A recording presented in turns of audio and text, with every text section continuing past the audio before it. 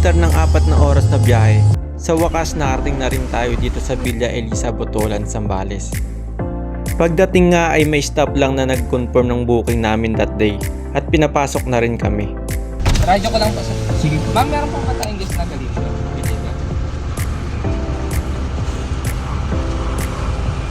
Sige po. Kamay na. Thank you po, sir. Hindi namin parking. Pagpasok nga ay makikita agad yung restaurant nila na bagong bukas lang.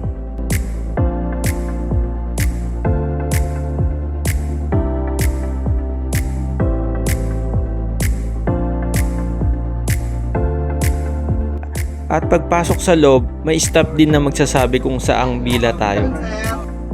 Dalawang Sa left side po ba yun? Ito po. Sa Dito pa. Okay po. Napakaraming ang butler na nakaabang para tumulong at mag-assist. Ang ganda nga dito mga boss.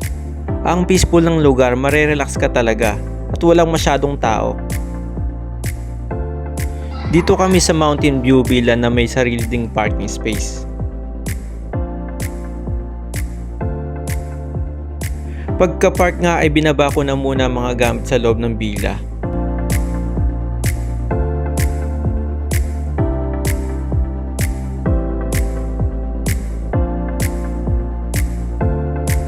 Tinulungan din tayo ng mga butlers.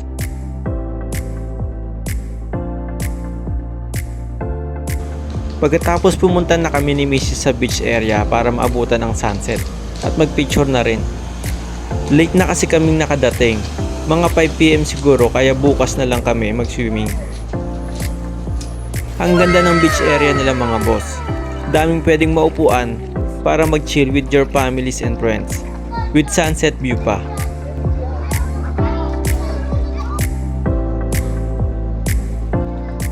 May playground pa sila at beach bar.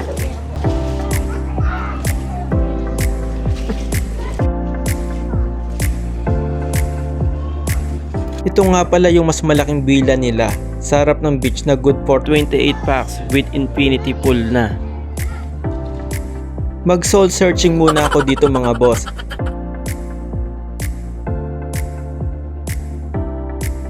Ang ganda talaga ng sunset view dito.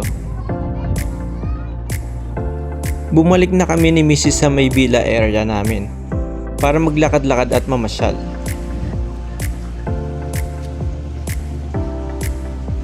At nagsimula na naman ang pagka-hyper ko. Ito itsura ng restaurant nila sa gabi mga boss, para tayong nasa Bali. Bumalik na rin kami sa villa para maipaglaro sa napaka-cute kong pamangkin. Pagtapos mag-chill ng konti, natulog na rin kami ni Mrs. Good morning mga boss! 5:30 AM, gumising na kami ni Mrs. para mag-ayos at nagpunta na agad kami sa beach para maabutan ng sunrise.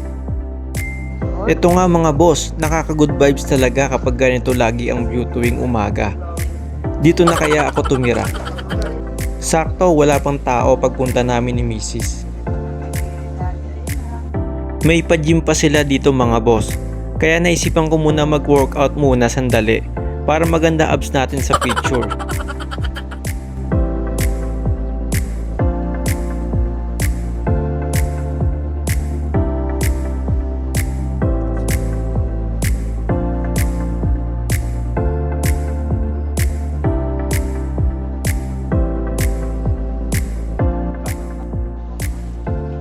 Pagkatapos, nag-chill na muna kami ni Mrs. sa beach at nag-swimming na rin ako mag-isa.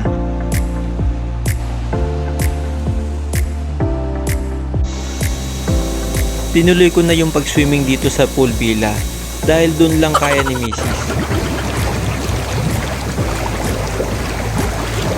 Meron din ditong chest area sa tabi ng restaurant nila. Naisipan muna namin kumain dito bago magbiyahe pa uwi.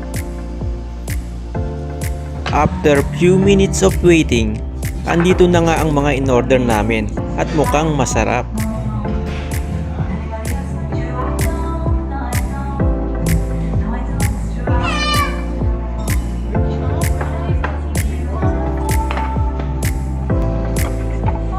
Kain tayo mga boss. Umuwi na rin kami agad pagkatapos kumain dahil mahaba-haba pa ang biyahe. Yun lang mga boss. Thank you for watching.